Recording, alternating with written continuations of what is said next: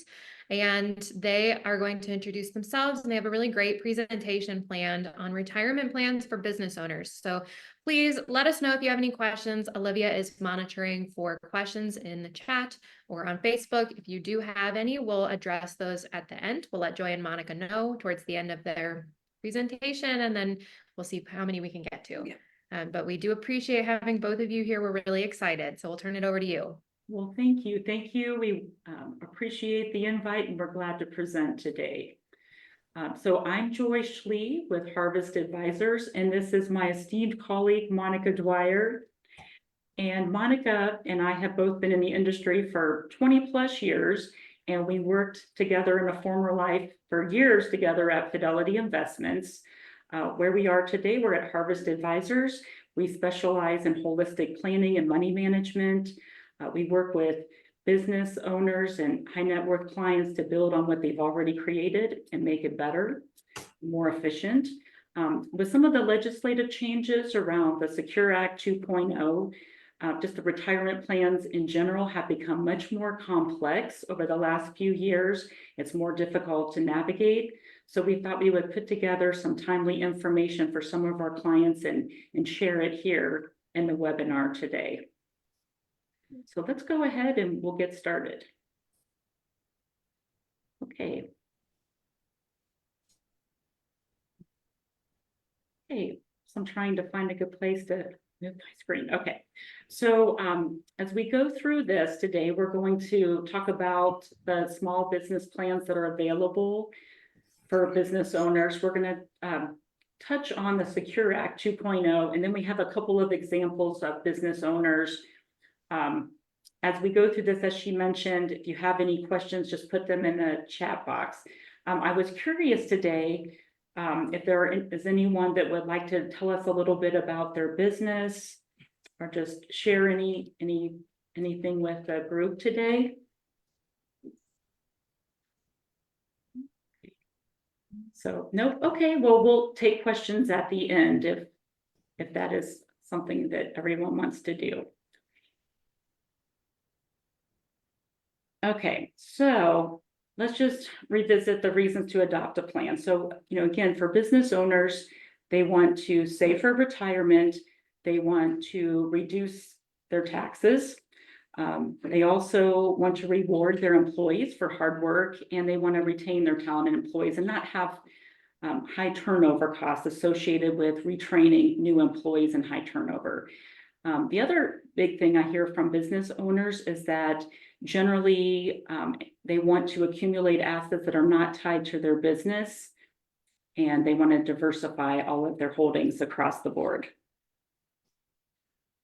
Okay. Oh, let me just take a step back here. So now,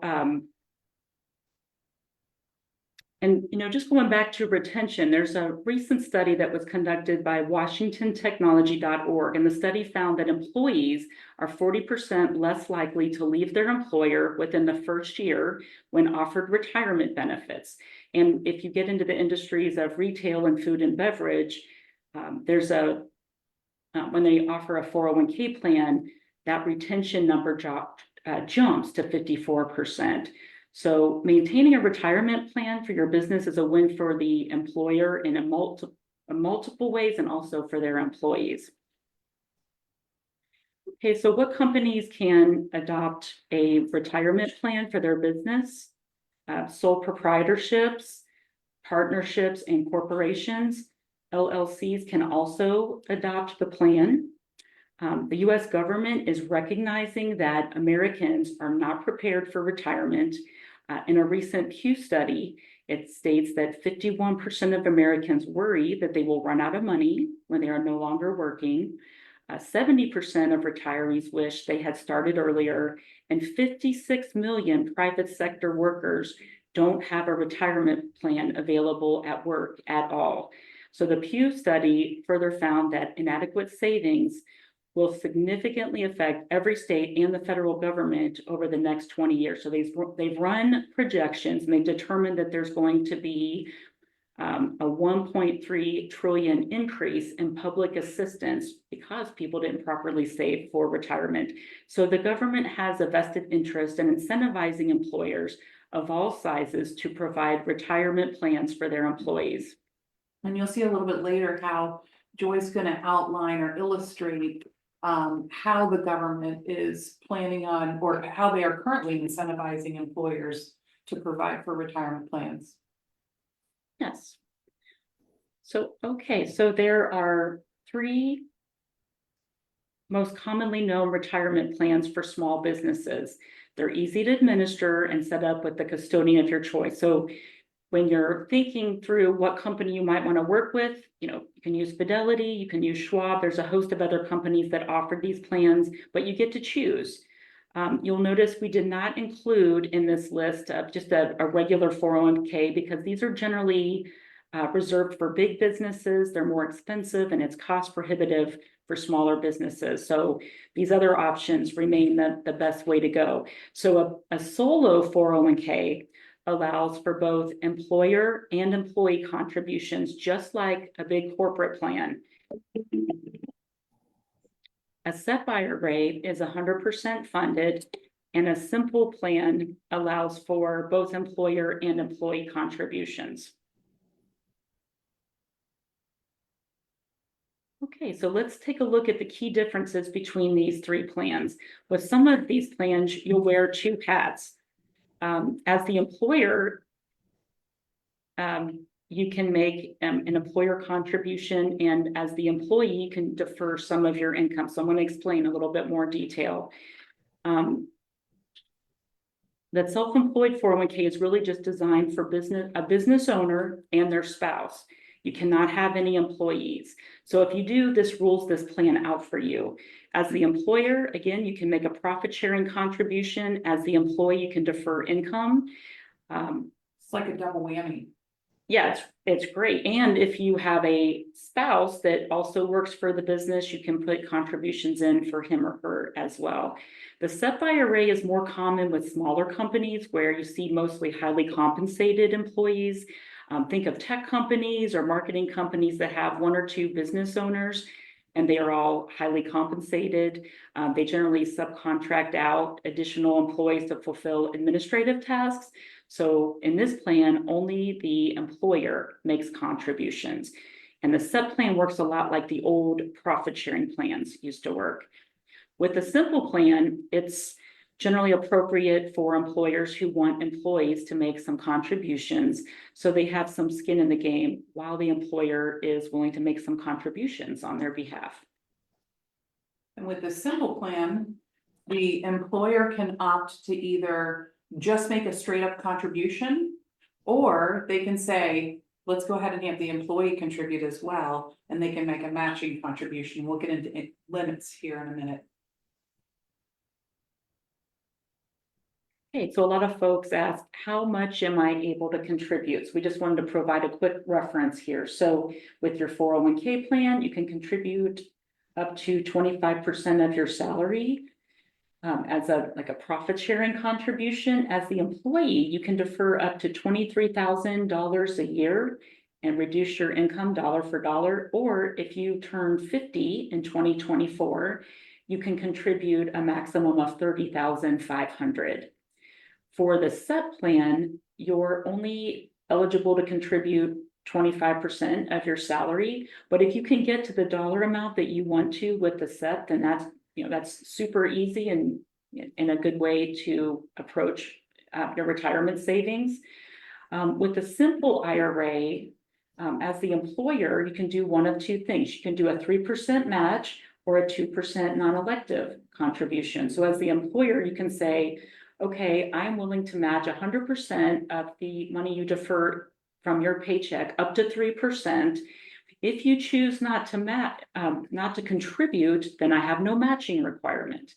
If you do, I will match it. A non-elective contribution is where the employer decides, okay, you're an eligible employee. I'm just going to give you 2% of your salary on the ongoing basis, and I'll put that in for you year after year.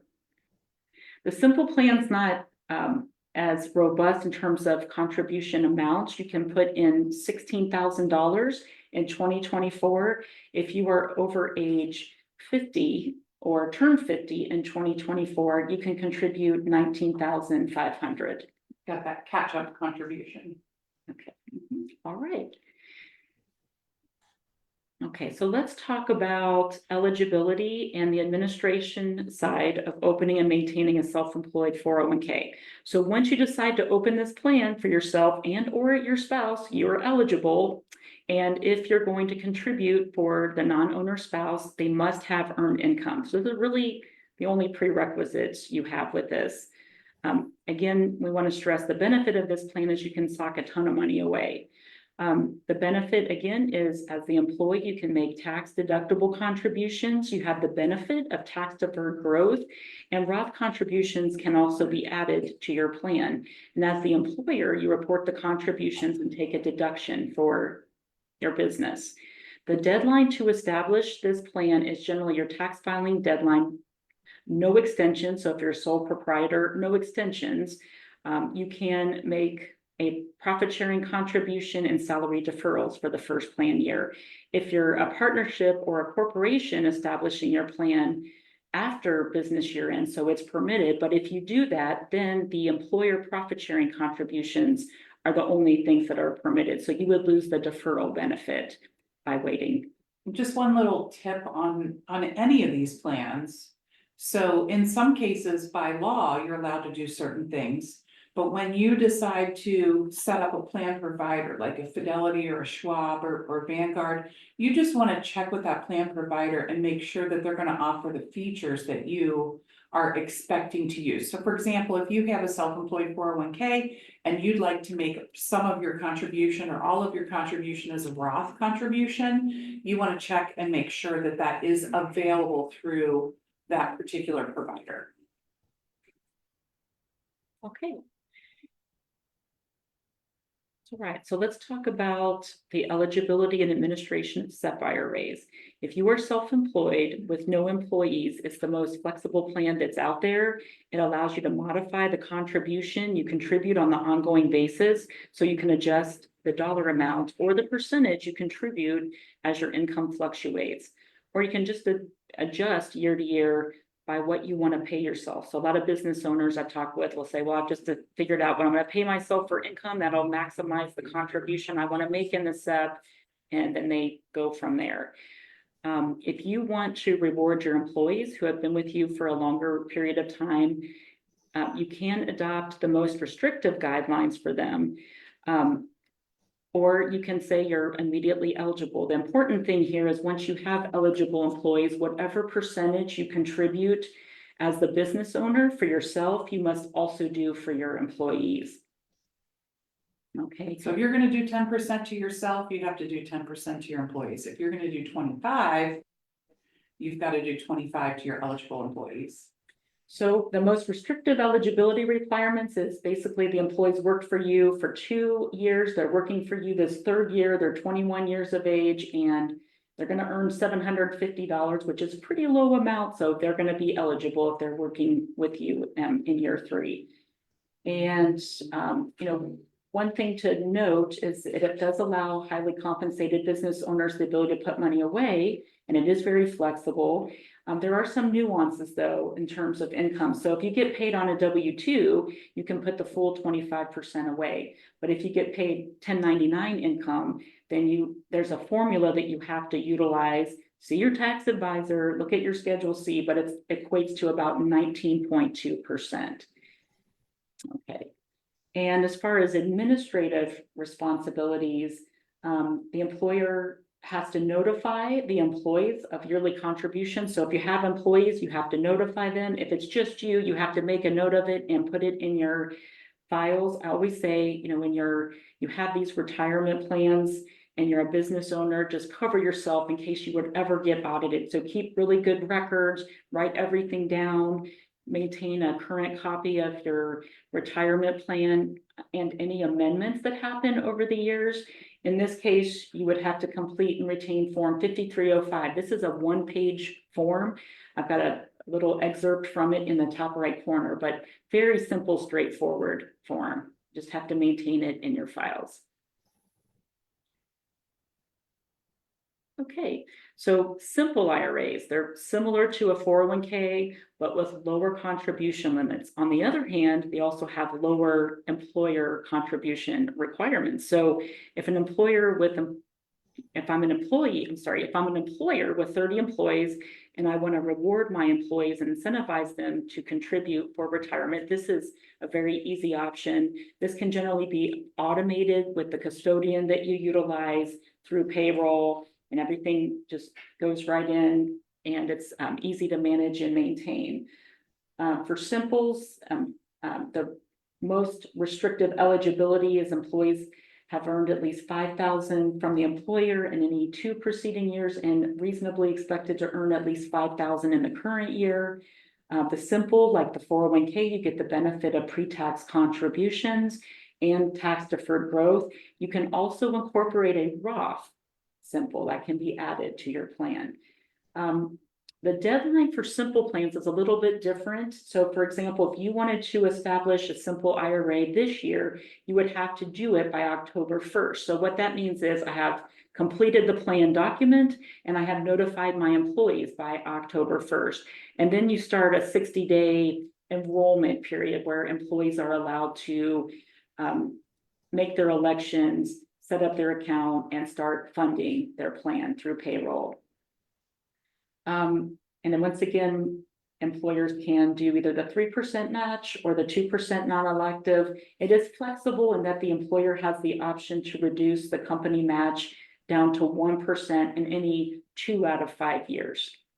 So if your company goes through a hardship or something like that, then you don't, you have the flexibility to decrease those matching contributions if it's necessary. Okay. So just a few more points on simple IRAs, because there's some paperwork up front, but then it kind of just runs itself. There's 2 different plans you can adopt for a simple plan. As the business owner, you can adopt Simple Plan 5304, which allows your employees to set up an account at any custodian that they want, and then you make a contribution for them on an ongoing basis. Most employers do not want to have 30 accounts at 30 different places, so they generally adopt the 5305, which is where they basically communicate to their employees that I'm going to make a contribution for you. We're going to set up the plan with this custodian, set up your account. Here is your new account application and your salary contribution form, and that lets the employer know what you intend to contribute ongoing. I've never seen anybody set up a 5304. I have at multiple No, places. I haven't either. I haven't run into an employer that did do it and deeply regretted it. I was very happy to find out they could file a 5305 and move on. So Yeah. yes, that is true. Additional ongoing administrative requirements, it really just boils down to, keeping good records and being transparent with your employees. So you want to give your employees a summary plan description. This is when you give this to them at the beginning or the onset of the plan. This document identifies, the plan, what the plan eligibility requirements are for employees, when they're allowed to make elective deferrals and when they're allowed to make changes, for example, every 6 months or once a year if you were to change or modify what you're doing today. Yeah, some people will even do it monthly where they'll allow Yes. open enrollment so an employee can hop in whenever they want. Yeah, some employers don't want to mess with it, so they make it restrictive, but some say, oh, you can do it once a month. We don't care. Yeah. There is a plan participant notice, and if you have employees, you want to pay attention to this and file this. This tells employees each year the contribution that you intend to make on their behalf. So, it boils down to keeping good records and transparency. Okay, now we're going to get to the exciting stuff. Secure Act 2.0. If you've actually ever read this, it's over 100 pages long, and if you need some material to help you fall asleep, I recommend it. But really, the Secure Act the Secure Act 2.0 is legislative enhancement that just better clarifies Secure Act 1.0, which was the original legislation that passed in December of 2019. And the goal was to incentivize businesses to help their employees better save for retirement. In this 2.0 version, the IRS improved access to retirement plans for small businesses by expanding tax credits for business owners who provide plans for their employees, and it also created plan incentives for military spouses. They also expanded on auto enrollment plans in an effort to get more participation with each one of those plans, because the IRS knows, well, the government knows if you're allowed, but you don't know or you don't pay attention, you might get 50% participation. By incentivizing employers to make it mandatory, once you become eligible, automatically enroll you at 3% a year minimally, they're going to get 100% participation, and more people are going to actively save for retirement. So, really the Secure Act improved access to retirement plans. Once again, they expanded these auto enrollment plans. And then the incentives to military spouses, I'm going to talk about that in just a moment. This is where they introduced Roth contributions for SEP and Simple. So for folks like us that have been in the industry since the mid-90s, this is mind-blowing. This was never something we thought we would see, but now they're recognizing we got to do this for everybody and make it available. And the big thing with this legislation is it allowed Roth employer contributions to small business plans. So that is mind-blowing. So think about any company you've ever worked for, and you have an employer that's making contributions for you. You don't pay taxes when you receive that. It goes into your profit sharing account, or your employer deposit it grows tax deferred until you withdraw it down the road. But here they're putting money into a Roth bucket that should come out tax-free for you. That's a huge benefit for people. We're going to talk a little bit about some of the nuances of that, and also how there's a little bit of, it's a little up in the air in terms of nobody knows exactly how to interpret the way that the government has that law written. So we'll talk about that, right? Yes, we certainly will. So, okay, so let me just jump in and talk a little bit more about the tax credits. So the benefit is there are tax credits that are available to the employer for the first 3 years they adopt the plan. So the tax credit is for startup costs. Initially, they said, hey, we'll give you a startup credit of 50% of the costs associated with your business. Now they came out and expanded that and said, hey, we're going to give you 100% of qualified startup costs beginning in 2025 with a cap of $5,000 per year for the first 3 years. I have not run across a lot of individuals that have encountered expenses anywhere near 5,000. Have you, Monica? No, actually, I like oftentimes setting up these plans, there's no cost at all. Yeah, or they're minimal, or they might be, $25 per account, and then the employer can absorb it, or the employee can't. But obviously, if the employee absorbs it, then you don't get the tax deduction. So many providers will offer these accounts with no annual fee. So this is true. And then just going back to the auto enrollment credit. So if you have no more than 100 employees during the tax year, and they have at least 5,000 in compensation, and they become eligible, if you auto enroll them, then the employer can take a $500 tax deduction for setting up auto enrollment for all their employees and their plan. And then there's the military spouse credit. And I'm going to talk in a little bit more details about that. So the spirit of this, kind of the spirit behind this legislation, is that military folks get reassigned all of the time. So consequently, their working non-military spouse that have to uproot and move with them, this potentially penalizes them from job continuity benefits. So when you're constantly job hopping, you have to reestablish eligibility requirements in order to participate in a plan, and then you are subject to a new vesting schedule. So for that reason, what they're doing is saying, if you are an employer that it has a special provision for military spouse employees, it's going to look like this. So So if immediately upon hiring them, they are eligible for the plan, and that's within 2 months of hire, and they're immediately eligible for matching as if they had worked for the company for the prior 2 years, and you make them 100% vested across all employer contributions, then the employer would have fulfilled the requirements to receive this credit. So the employer can receive a $200 credit just for employing the military spouse, and 100% of the employer contributions up to a maximum of 500 for the total for this credit. And they can get this every year for the first 3 years. So that's kind of mind blowing. This is the first time I've seen anything like this for military folk. It does make sense though. I wonder where this came from initially, like why they decided to do this, but it is a good thing for military families. Okay, so now we get to the Roth stuff. So we already established that all of these plans are now eligible for employee contributions for Roth within the plan. And so then the question is, do we have to maintain a separate bucket? So the first 3 outlined on here are attributable to employee contributions.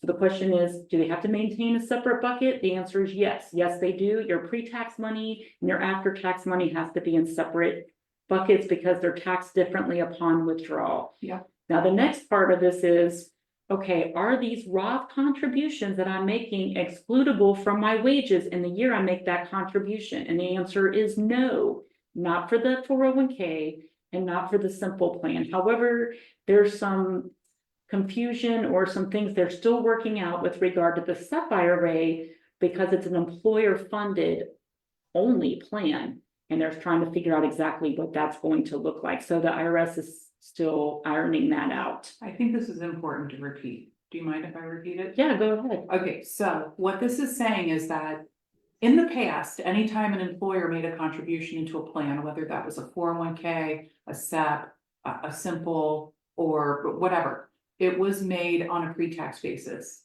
And when that money was withdrawn in retirement, you paid taxes on it. Now, what they're saying is there's this possibility, perhaps a loophole, that the employer can make those contributions on a Roth basis, which, mind blown, because that would be amazing. Now, here's the problem. We don't know, and we're waiting for the IRS to weigh in on this. We don't know if that means that the employee has to pay income taxes on the portion that the employer contributes as a Roth. Maybe they only have to pay FICA taxes. Maybe they don't have to pay taxes at all. Wouldn't that be sweet? But we're waiting to see what they're gonna say. Right, and there's also a lot of boxes you have to check in order to be able to do it. So for example, number 1, the employer has to offer it within the plan. They're certainly under no obligation to do so. 2, if the employer does add it to the plan, then the employee must be eligible and 100% vested for any Roth employer contribution. And I think that the reason for this is that if they make this contribution, and it's been suggested that employers that enable a Roth contribution on behalf of their employees should do further withholding for their employees and make that election to increase withholding for employees, but they haven't clarified what is actually taxable yet. Right. So what they're coming back in and doing it, and what they're saying is, hey, you can't make a contribution for somebody, they pay taxes on it, and then you can take it away because they left the job. You took That makes sense. Like you wouldn't want to get taxed on something that you then cannot take with you. That would be unfair. Right. So that's, I think, the thinking behind this. Yeah. And then the other kind of strange nuance is that you have to make an election to receive the Roth contribution. So and you have to do this in writing. So the employer has to say, yes, we offer it, fill out this form that you're okay with receiving it, and that you're willing to pay taxes, I guess, somewhere in that document. So it's, kind of a work in progress on what this is actually going to look like. And we talked about maintaining separate buckets, how they cannot be commingled. And then there's a whole bunch that boils down to reporting. And as Monica said, so I've read several sources on this, and they have divergent opinions on it. Some say it is going to be subject to federal taxes. Some say it isn't going to be subject to federal taxes. Some say it isn't, and it's just a matter of reporting. And the way they've suggested that we report it is on a 1099, use box G and 7, which previously was a distribution code, but it reports a trustee to trustee transfer, which is not taxable. So it's just one of those areas they're still trying to iron out. It's as clear as mud. Exactly, exactly. And then, as far as we know, the employer should be still able to deduct the Roth employer contribution in the same manner that they were always able to do it for those pre-tax contributions for their employees. And then the language here goes on to say, well, it's not going to be federally taxable, but it might be subject to FICA tax, so your Social Security and Medicare tax, but that's more minimal than federal tax. So maybe you have to withhold a little bit to receive that. And then they also said the employer might have to pay FUTA taxes, those unemployment. We just don't know. There's a lot of unknowns because of this. So because of that, we have not actually seen any plans that have adopted this just yet. They're just trying to iron this out and figure it out with their technology and with their payroll, what this is going to look like. It would be pretty awful if it was implemented and then you found out, oh, all of a sudden you owe a bunch of taxes on this, so. Right. So You need to hammer it out first. clear as mud on this one. So, okay, so we said we were going to pop in a few examples of individuals. So meet Joe. He's self-employed. He's a landscaper. He has 10 employees, and some of them are seasonal employees. His goal is he would like to save on taxes.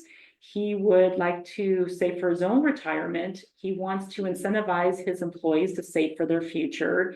He wants a low cost and simple approach. And he wants flexibility during low profitability years. And so what plan do you think is best for Joe? Wait, any answers? Okay. So we've got the solo or the self-employed 401k, the simple IRA or the SEP IRA. So we've self-employed, he has 10 employees. Okay. So if you guess simple, you were correct. So in this case, he can make contributions for his employees, and he can write that off as a business deduction. He and his employees can contribute to their own retirement plans and reduce their taxes dollar for dollar. And if he has a bad year, he can reduce his contributions for employees down to 1%. So, this gives him a lot of flexibility and the ability to contribute for himself and his employees. Okay. Any questions about that? I don't think so. Okay. All right. So let's meet Sarah. Sarah owns an online catalog store and she drop ships inventory directly to clients.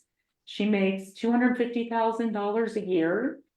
Her goal is she would like to shelter as much as possible from her income, and she would also like to contribute to a Roth, so kind of divergent goals. She can't right now, she can't contribute to a Roth IRA because she makes too much money between her and her husband. Right, so that's correct.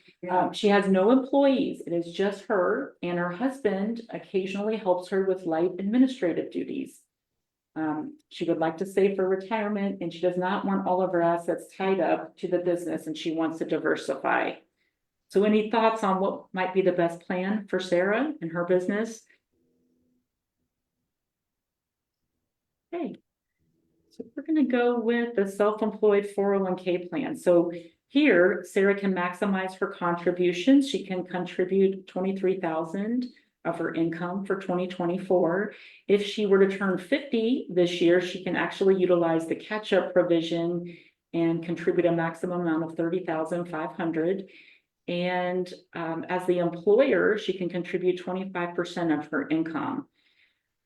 She could utilize or incorporate Roth into her self-employed 401k plan. That is also available, but it won't reduce her taxable income.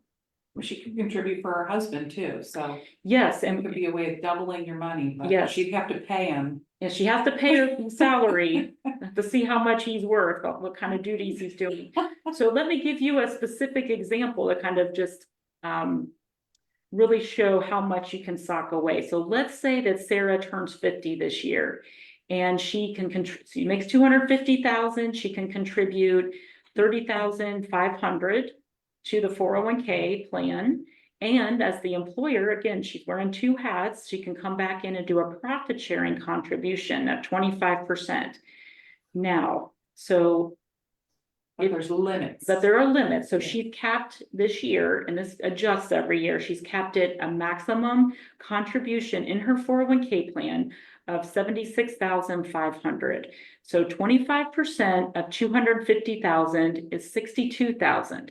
62,000, well, I'm sorry, 62,500. So 62,500 plus 30,500 is 93,000. That's too much. She's gone over the threshold. But what she can do is she can come in and say, okay, I'm going to contribute my maximum amount as an employee, 30,500, and I'm going to do a profit sharing contribution of about 18%, and that will get me to the 76,500.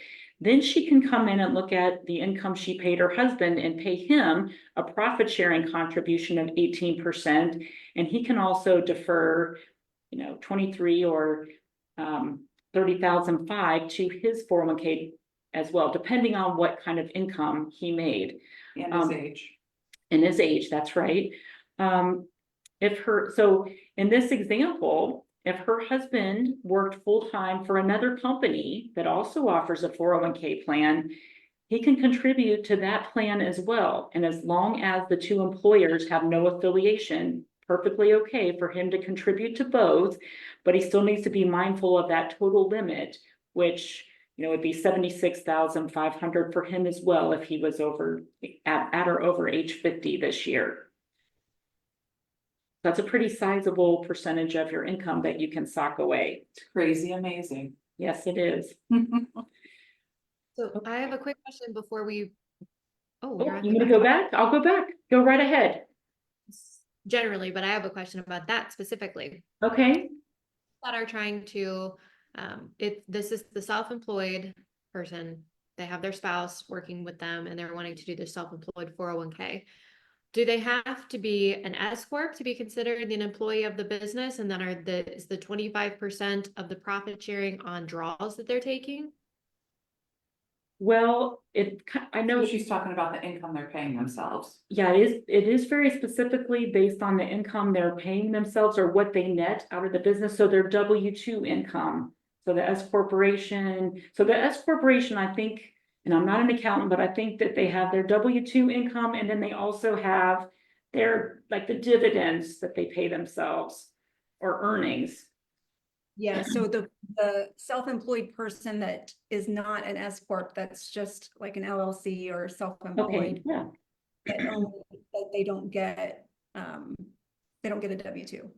Okay, then in that case, they're working off 1099 income, I believe, and so they can still make contributions off that income.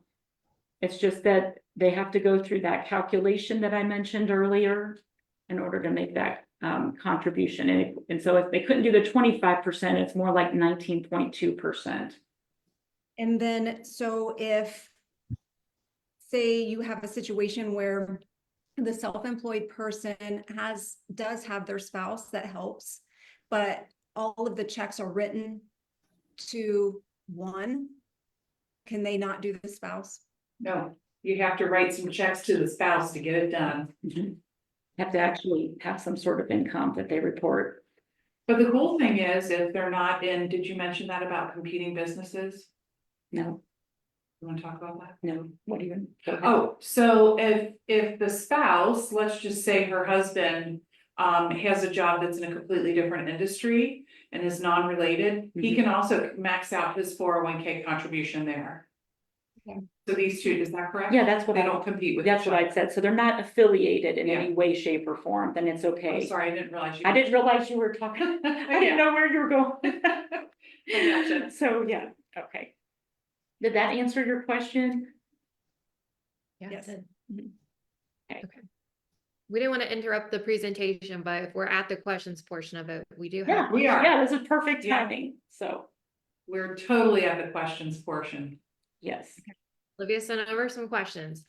So the first is, do you recommend a specific retirement plan for a business owner that is a seasonal business, which you addressed a little bit in one of the examples, but that person just had some seasonal employees, but if they are pretty well entirely a seasonal business. Like a dairy whip kind of thing that's only open 6 to 9 months out of the year.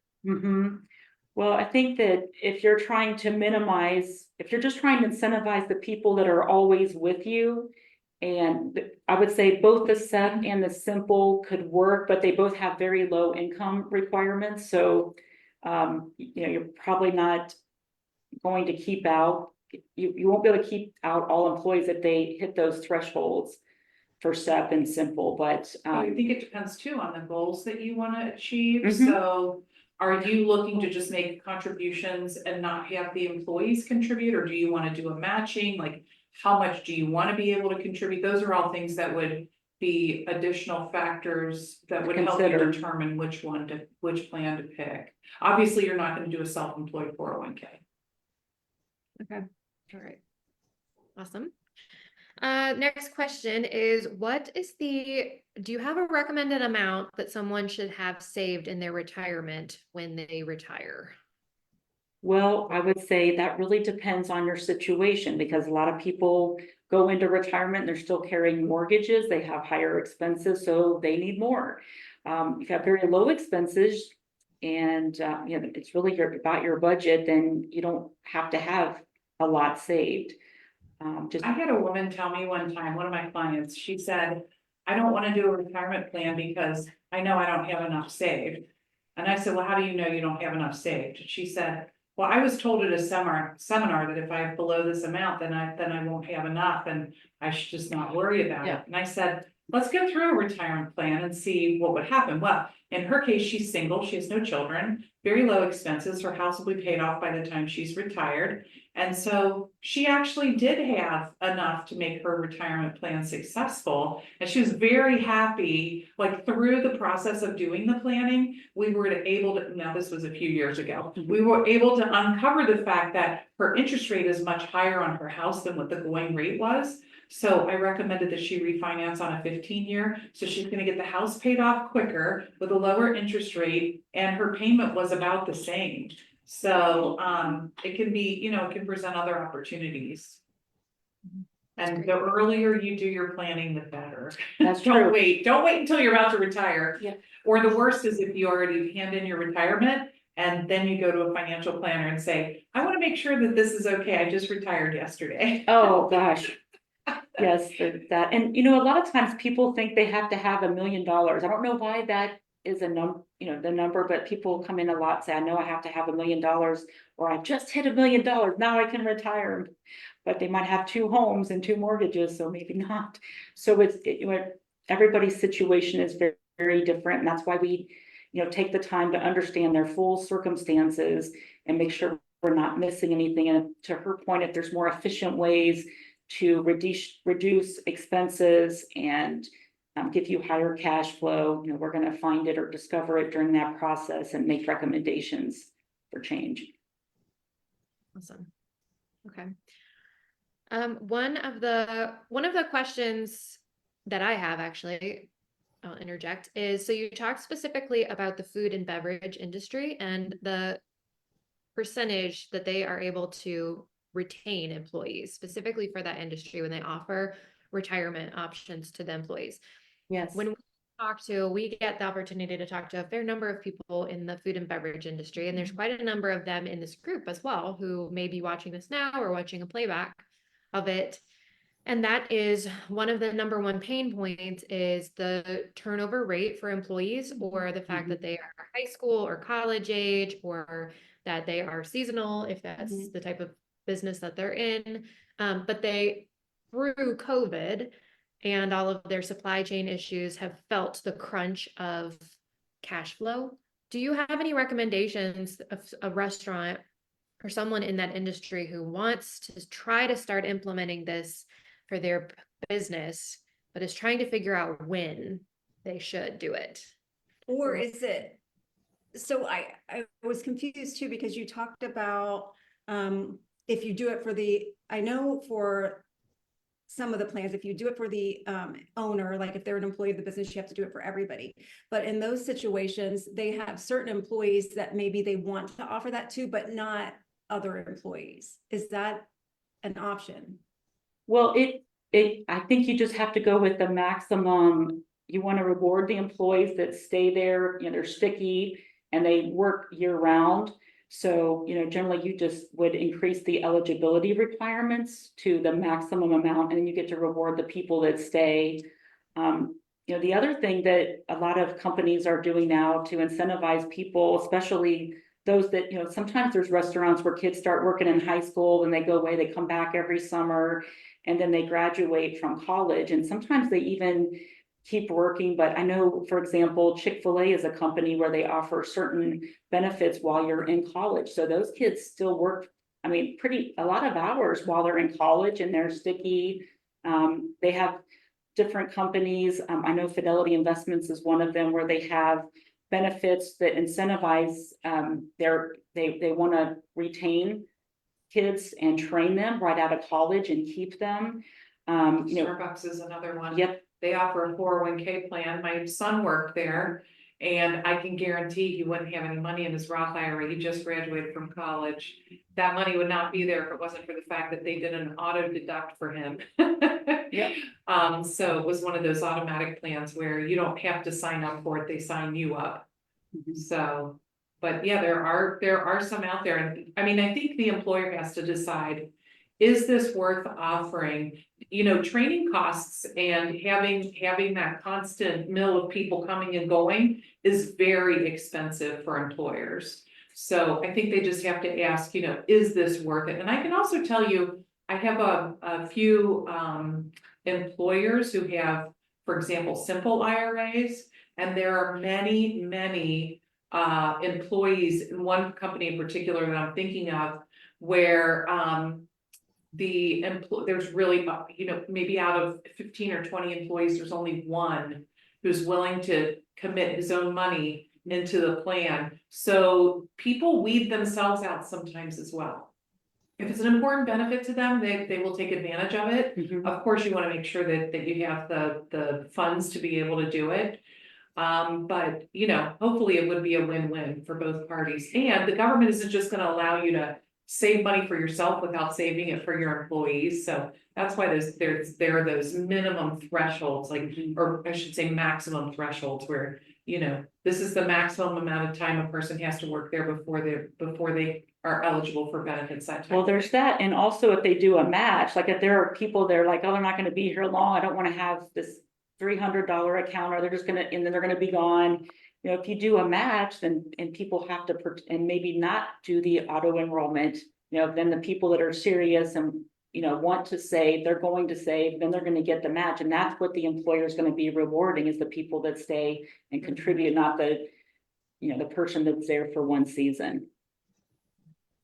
Okay, that's great. I think this is the last question we have. We'll just make sure we don't have any more that have come in, but under that, the Secure Act 2.0 that you were talking about, for can you just highlight again how the retirement plan options differ for W-2 versus 1099 employees? Well, so your W, and again, I'm not an accountant, but your W-2 employee, that's their gross income, and you're allowed to make those contributions and reduce your taxable income dollar for dollar.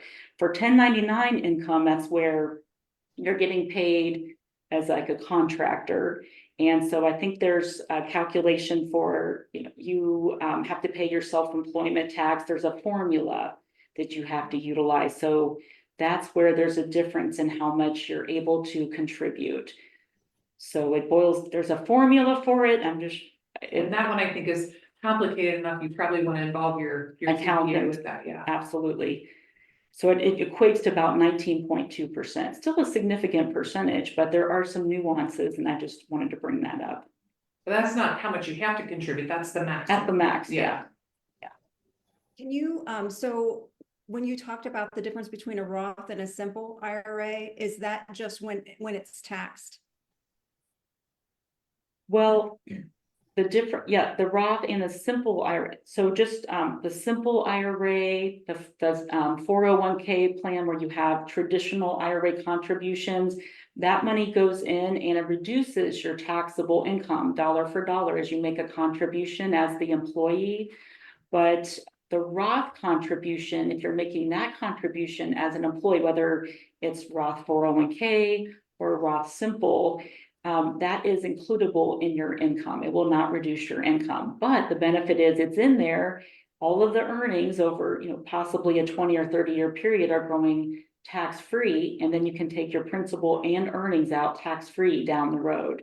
So that's the primary differences. And in order to record keep those, they have to be separately tracked, just so they're clear on what bucket of money. So I also want to just address that too here really quickly. So keep in mind, I think there might be some confusion. The Roth contribution was not allowable in the past in a simple IRA, in a self-employed 401k. Now it is. Now you can elect that option. So whereas if you had a big employer plan, you would potentially, if the company allows it, have a Roth contribution available, and you could choose between pre-tax or Roth.